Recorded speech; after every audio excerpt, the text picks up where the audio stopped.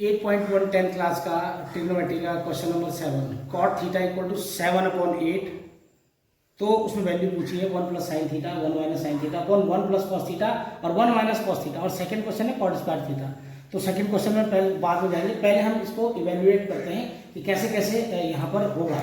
तो सबसे पहले तो हमें डायग्राम बनाना पड़ेगा। एक डायग्राम बनाएंगे हम, यहाँ पर ले लेंगे ए, यहाँ पर बी और यहाँ पर सी, और ये थीटा है, ये एंगल पूछा है।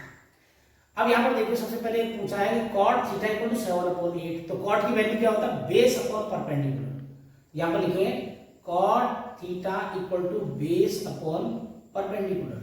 अब यहाँ पर बेस कितना है? BC और परपेंडिकुलर कितना है? AB। तो इसका मतलब 7/8 base upon perpendicular, perpendicular AB है। तो यहाँ पर वैल्यू हो जाएगी 7/8। ये 7 हो जाएगा, ये 8 हो गया। तो अब ये मुझे हाइपोटेनस फाइंड करना है, ठीक है ना। ये 7/8 आ गया, ठीक है, बेस अपॉन परपेंडिकुलर। अब मेरे को जब ये हाइपोटेनस फाइंड करना है, तो हाइपोटेनस फाइंड करने के लिए मुझे Pythagoras, according to Pythagoras theorem, Pythagoras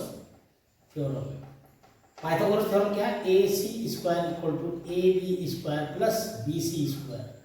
AC square equal to AB की वैल्यू है 8 का स्क्वायर प्लस 7 का स्क्वायर। अब AC square equal to 64 plus 49। अब AC स्क्वायर इक्वल टू 113। तो AC का स्क्वायर हटाने के लिए √113 हो जाएगा, यानी कि ये आ गया √113। अब कोई दिक्कत नहीं। अब हम क्वेश्चन को सॉल्व करेंगे। तो क्वेश्चन पूछा गया है 1 प्लस साइन थीटा। सबसे पहले मैं इसकी वैल्यू रखूंगा। तो मेरे आपको पहले यहाँ पर लिखना है कि मैंने जो वैल्यू निकाली है वो साइन थीटा की वैल्यू यहाँ पर आ जाएगी। साइन थीटा का मतलब क्या होता है? Perpendicular upon hypotenuse, perpendicular upon hypotenuse. अब परपेंडिकुलर क्या है इसमें? AB और हाइपोटेनस कितना है? AC। अब मैं यहाँ पर cos थीटा की वैल्यू भी लिख देता हूँ ताकि मेरे को रखने में कोई दिक्कत नहीं। cos थीटा का मतलब होता है बेस अपॉन हाइपोटेनस। तो बेस कितना है? BC, यानी कि बेस अपॉन हाइपोटेनस, यानी कि BC अपॉन हाइपोटेनस AC, ठीक है। अब यहाँ पर जो वैल्यू है AB अपॉन AC, AB कितना है? AB 8 upon √113। यहाँ पर कितना है? 7 अपॉन √113। अब मेरे को वैल्यू रखने में कोई दिक्कत नहीं होगी।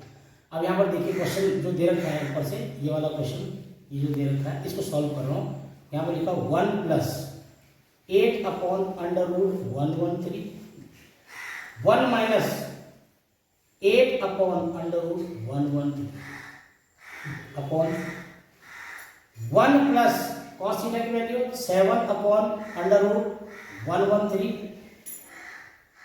और 1 माइनस 7 अपॉन √113। यहाँ तक क्लियर हो गया होगा शायद मामला। अब हम क्या करेंगे, यहाँ पर जो वैल्यू है वो रखेंगे, पुट करेंगे, उसकी वैल्यू को पुट करेंगे। कैसे कैसे रखेंगे वो अभी हम आपको दिखाते हैं कि कैसे कैसे रखेंगे, क्योंकि ये क्या है, एक बार प्लस में एक बार माइनस में है। तो यहाँ पर फॉर्मूला लग जाएगा A square minus B square होता है A प्लस B और A माइनस B। अब यहाँ पर देखिए एक बार प्लस में एक बार माइनस में, चीज सेम है। तो यहाँ पर हो जाएगा 1 स्क्वायर माइनस 8 अपॉन 1 अपॉन √113 का स्क्वायर अपॉन, ये हो जाएगा यहाँ पर भी सेम चीज है, 1 माइनस 1 का स्क्वायर माइनस 7 अपॉन √113 का होल स्क्वायर। यहाँ तक क्लियर हो गया। अब इसको मैं आगे कर देता हूँ। ये क्वेश्चन में इसके बाद करूँगा, ये वाला क्वेश्चन अभी मैं इसे सॉल्व कर रहा हूँ। तो 1 का स्क्वायर 1 हो जाएगा, माइनस 8 का स्क्वायर 64 अपॉन ये 113, क्योंकि ये क्या √ हट जाएगा बस। ये हो जाएगा 1 माइनस 7 7 49 अपॉन 113। अब देखिए इसका यहाँ का एलसीएम लेके इसकी मल्टीप्लाई सीधा सीधा हम इसके साथ कर देंगे। तो ये हो जाएगा 113 माइनस 64 अपॉन 113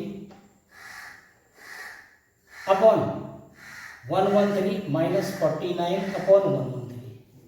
अब देखिए इससे ये कट हो जाएगा, 113 में से 64 गया तो 49 आ जाएगा, और 113 में से 49 गया तो 64 आ जाएगा। तो ये इसका आंसर हो गया। अभी नेक्स्ट क्वेश्चन करेंगे। देखिए chapter number 8.1 class 10 question number 8। इससे पहले क्वेश्चन हम कर चुके हैं। Question number 8, if 3 cot A equal to 4।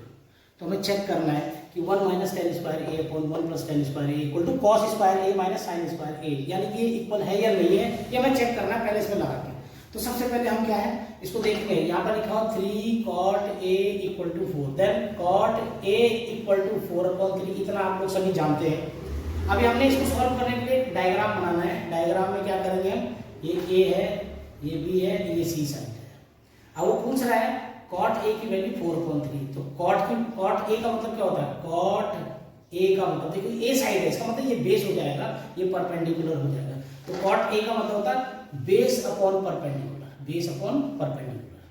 अब ये सोचिए cot a पूछा तो इसका मतलब बेस ये वाला साइड होगा, तो बेस ये हो गया, बेस अपॉन परपेंडिकुलर ये साइड होगा।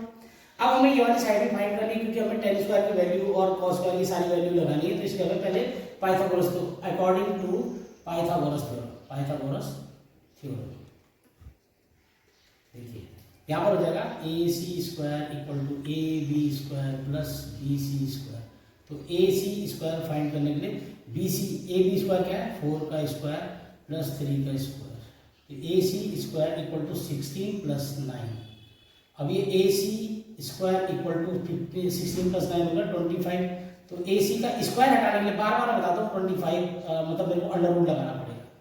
अब यहाँ AC की वैल्यू क्या हो जाएगी मेरे पास, AC की वैल्यू हो जाएगी 5, यानी कि ये आ गया 5।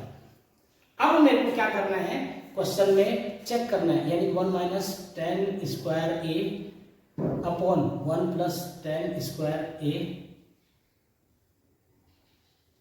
Equal to cos square A minus sine square A. तो सबसे पहले तो मैं यहाँ वैल्यू रख दूँ कि टेन ए की वैल्यू यहाँ पर क्या है, टेन का मतलब होता है परपेंडिकुलर अपॉन बेस। अब मैंने आपको कहा था कि ए साइड है तो परपेंडिकुलर ये हो जाएगा, बेस हो जाएगा, यानी कि ये क्या हो जाएगा BC upon perpendicular upon base AB, यानी कि 3/4। ठीक है। अब यहाँ पर कॉस की वैल्यू पूछिए, कॉस A, कॉस का मतलब होता है base upon hypotenuse, base upon hypotenuse, और यहाँ पर बेस कौन सा ये वाला AB अपॉन AC, यानी कि AB जो बेस है AB वो 4/5 हो जाएगा। अब यहाँ पूछा है साइन A की वैल्यू, साइन का मतलब होता है परपेंडिकुलर अपॉन हाइपोटेनस, तो परपेंडिकुलर इसमें कौन सा BC और हाइपोटेनस कितना है AC।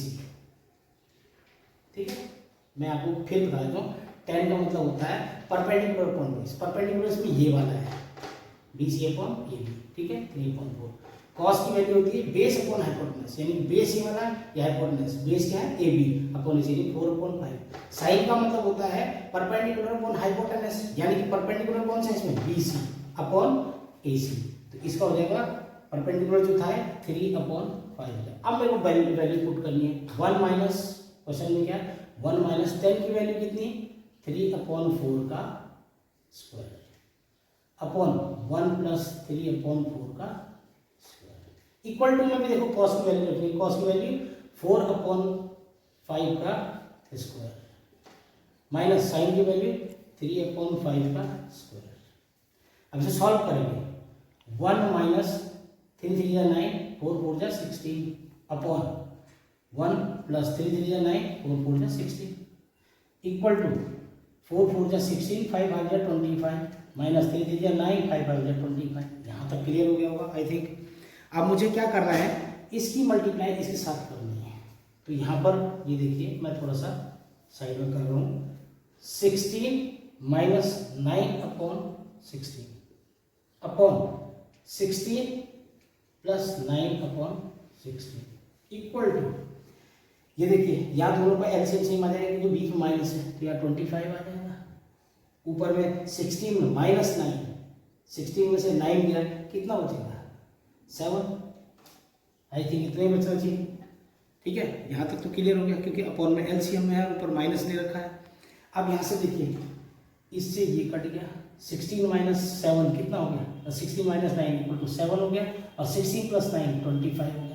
अब दोनों तरफ देखो 7/25 आ रहा, इसका मतलब ये सही है हमारा, मतलब हमें चेक करना था, इसका मतलब ये और ये सेम है, इसकी वैल्यू और इसकी वैल्यू सेम आ रही, इसका मतलब ये प्रूव हो चुका है कि ये बिल्कुल एग्जैक्ट वैल्यू इधर की और इधर की वैल्यू दोनों सेम है। देखिए 7/25 और 7/25 आंसर मैच कर रहा है, इसका मतलब हमने चेक कर लिया कि ये साइड दोनों सही है। ये 10th क्लास 8.1 चैप्टर है जिसमें क्वेश्चन नंबर 9 है। In triangle ABC right angle at B, right angle B पे, यानी कि ABC में राइट एंगल बी पे, तो उसमें पूछा है if tan A equal to 1/√3, अगर tan A की value 1/√3, then find number first sin A cos C plus cos A sin C, second है cos A cos C minus sin A sin C। तो सबसे पहले हमें plot करना पड़ेगा कि tan A की वैल्यू होती है perpendicular upon base, tan A की वैल्यू परपेंडिकुलर अपॉन बेस। अब यहाँ पर आपको ध्यान रखना कि tan A पूछा यानी कि ये बेस होगा, ये परपेंडिकुलर हो जाएगा, ठीक है ना। तो यहाँ पर क्या पूछा, परपेंडिकुलर अपॉन बेस, परपेंडिकुलर हो जाएगा BC और बेस हो जाएगा AB, यानी कि 1/√3 हो जाएगी, ठीक है। अब हमें पाइथागोरस थ्योरम से ये वाली साइड फाइंड करनी है, क्योंकि हमें tan इसमें sin A की वैल्यू भी रखनी है, cos A की वैल्यू भी रखनी है। तो according to Pythagoras theorem AC² = AB² plus BC²।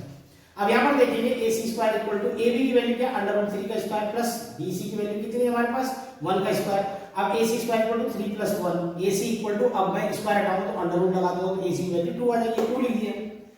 अब मुझे क्या करना है, यहाँ पर वैल्यूज पुट करनी। सबसे पहले वैल्यूज मैं यहाँ पर लिख लेता हूँ, उसके बाद मैं पुट कर दूंगा। तो sin A की वैल्यू, यानी कि A साइड से देखना है, sin A का मतलब होता है परपेंडिकुलर अपॉन हाइपोटेनस। अब परपेंडिकुलर ये बेस हो जाएगा तो परपेंडिकुलर क्या हो जाएगा, BC। तो यानी कि यह perpendicular hypotenuse BC upon AC, तो BC की वैल्यू क्या 1, AC की वैल्यू क्या है 2। cos A की वैल्यू, cos का मतलब होता है बेस अपॉन हाइपोटेनस, तो बेस अपॉन हाइपोटेनस का मतलब बेस क्या हो जाएगा AB अपॉन ये AC हो जाएगा, यानी कि √3/2 हो जाएगा।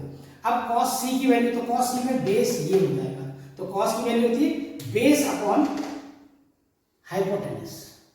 अब यहाँ पर बेस क्या है देखो, क्योंकि C पूछा गया तो इसका मतलब बेस ये है, तो यानी कि BC अपॉन हाइपोटेनस का मतलब होता है हाइपोटेनस ये है AC, तो बेस कितना 1/2।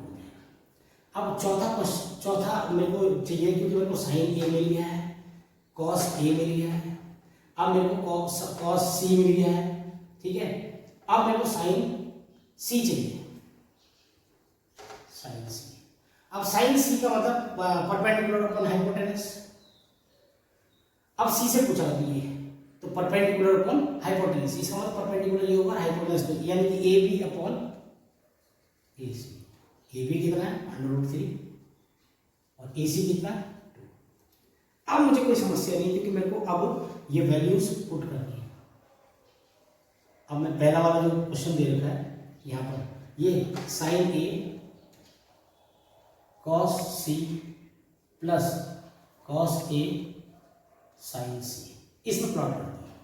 sin A की वैल्यू 1/2 इंटू cos C की वैल्यू 1/2 प्लस cos A की वैल्यू √3/2, sin C की वैल्यू √3/2। अब यहाँ पर देखिए 1/2 मल्टीप्लाई होगा 1 × 1 1 1 2 2 4 प्लस 3 की √3 की मल्टीप्लाई 3 में होगा तो 3 हो जाएगा और यहाँ पर 4 हो जाएगा। अब ये एलसीएम लेंगे 4, तो ये ऊपर आ जाएगा 3 + 1 4, इससे ये कट गया, इसका आंसर आ गया 1। सेकेंड वाला क्वेश्चन पूछा गया है इसमें cos A cos C minus sin A और sin C। अब मेरे को भी वैल्यू पुट करनी है। cos A की वैल्यू क्या है देखो √3/2, देखो यहाँ पर वैल्यू स्पेलिंग लिखने से मुझे कोई दिक्कत नहीं हुई, आराम से मैं कर रहा हूँ। और cos C की वैल्यू 1/2 माइनस sin A की वैल्यू देखियो 1/2 और sin C की वैल्यू √3/2। अब यहां पर देखिए ये हो जाएगा √3/4 माइनस ये हो जाएगा √3/4। अब देखो √3/4 में से √3/4 गया तो आंसर क्या आ जाएगा 0। That's all.